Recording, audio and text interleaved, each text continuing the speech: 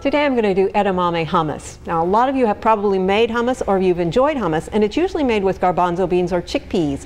You can actually make it with any beans. So today I'm using edamame because it makes a beautiful green hummus, but you can make it with black beans or pinto beans, whatever kind of beans you have or you want to give a shot with. So you can get edamame in a couple of ways. Either you can grow it yourself and you start with this and then you pop the beans out, or you can buy it at the supermarket and you squeeze the beans out there too. If you're actually buying it at the supermarket, you're probably going to want to actually get it at this stage because it saves a lot of work and you get a little bit better idea of how much you need to buy.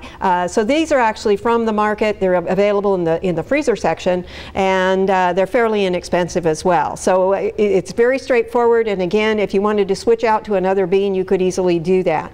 I'm going to start with 2 cups. And we're going to put them in a blender. If you have a food processor and not a blender, you could go that direction. One thing I do want to talk about when we're using a blender, though, is that this is one of those pieces of equipment that tends not to get cleaned, like can openers tend not to get cleaned, particularly electric ones. And so you can get a high microbial count. The place, of course, people will put this part in their dishwasher or they'll wash it by hand. The place that doesn't get clean is where it attaches. So when you are finished with a blender, make sure you take the whole thing apart and wash around the gasket and everything, let it dry. Otherwise, some of those microorganisms, which may or may not be friendly, can migrate back into the food the next time you're using it. So just a heads up on that. I'm going to use 1/4 of a cup of fresh lemon juice. Lime juice would work well too, particularly with this one. 1/4 of a cup of water. And then I've got 1 clove of garlic. However, my clove of garlic was gigantic, so this is actually only half of that clove of garlic. And since we're using the blender, you don't need to chunk it up and chop it and mince it all very finely, just get it in there. 3/4 of a teaspoon of kosher salt and 3/4 of a teaspoon of cumin. Now we're going to go ahead and start blending, and our idea is not to get it completely blended at this point because we're eventually going to add some oil to it. What we want to do is just get it started, and when you're working with a blender you may have to turn it off and scrape it down and work from there. So we'll see how it goes. I'm going to start it on pulse and we'll work our way through it.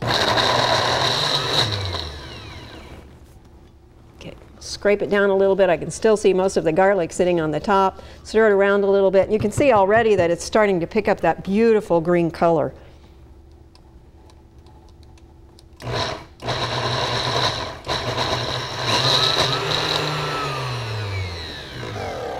And as I said, just keep turning it on and off and working your way through. If you've got the food processor, it may go a little faster for you. Just take your time. Okay, notice that I haven't completely made it nice and smooth, and to be honest, the amount of smoothness that you end up with is totally your preference. If you like it a little bit chunkier, leave it that way. I'm now going to take it off pulse and I'm going to start adding the oil. Notice that I'm just going to pour the oil in through the hole on the top, and we're just going to pour it in slowly.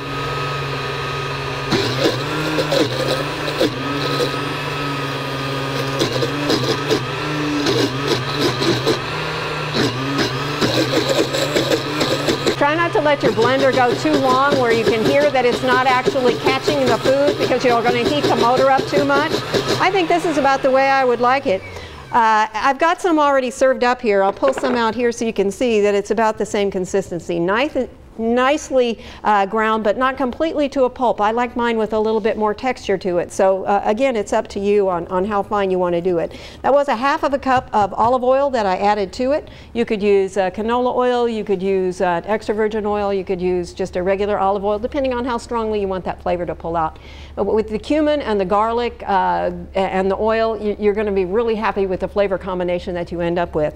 This is what you have here. Now I'm serving this one with, because it's such a beautiful color, I'm using colored peppers as the outring around that. It also gives you a lot more nutrition because we've got the fat that's coming in here. We've got a lot of protein, but we've also got a lot of fat. Serving it on something that's going to be really low fat and high nutrition is going to balance out that dish for you so that you end up with something that's very healthy and very nutritious. I think kids would like this in their school lunch.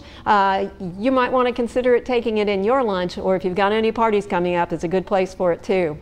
Also, every day is a good time for it. I hope you'll try it. It's Edamame Hummus for Oklahoma Gardening. I'm Barbara Brown.